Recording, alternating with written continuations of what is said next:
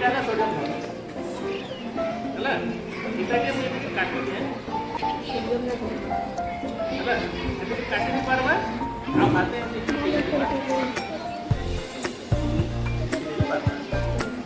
ये मतलब तो बेसिक टाइप रखना काटवा का सोडियम वायुमंडल में ऑक्सीजन से प्रतिक्रिया करके सोडियम ऑक्साइड बने कागज रे पका दे गुले रखबा सादा रखबे निया लगे जेटा पानी रे पकाबा ये करा हेबा जल सहित प्रतिक्रिया हेबा जल